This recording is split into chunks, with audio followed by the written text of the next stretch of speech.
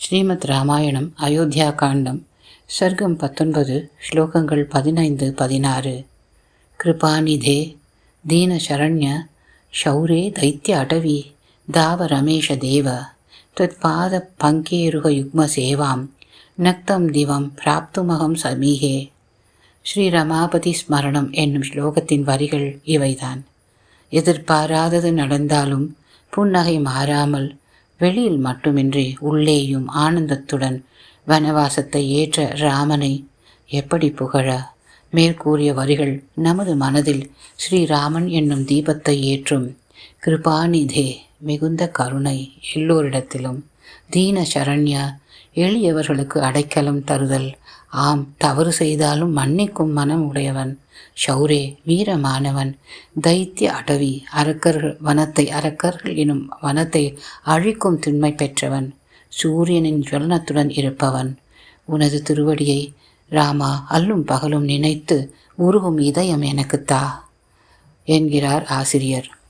கைகேயி ராமாயணத்தில் பேசுகிறாள் ராமனை நோக்கி. மேற்கூறிய அத்தனை குணங்களும் உடையவன் ராமன் எல்லோருக்கும் தெரியும்.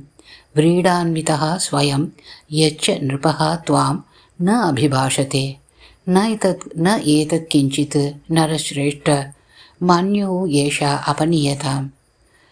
தன் வார்த்தைகளுக்கு கட்டுப்பட்டவன் ராமன் என்று தெரிந்து கொண்டாள்.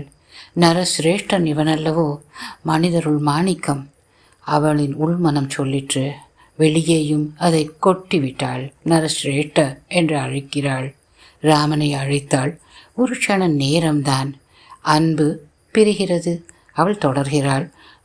வீடா அரசனுக்கு லஜ்ஜை, ஆகவேதான் ந அபிபாஷதே, உன்னுடன் நேரடியாக பேச இயலவில்லை அவரால். ஏதது கிஞ்சித்து ஏதது கிஞ்சித், கொஞ்சம் கூட கவலைப்படாதே.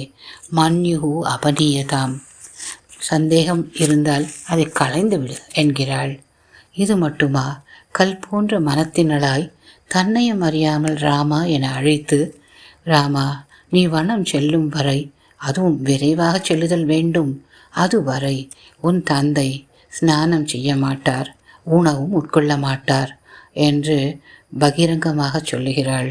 யாவது துவம்ன வனம் யாதகா புராதஸ்மாது அபித்வரன் பிதா தாவன்ன தே ராமா ஸ்நாசியதே போக்ஷதே அபிவா.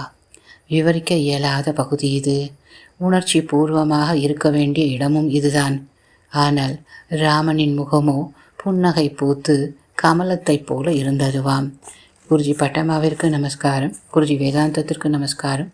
பிரியமுடன் சந்திரா.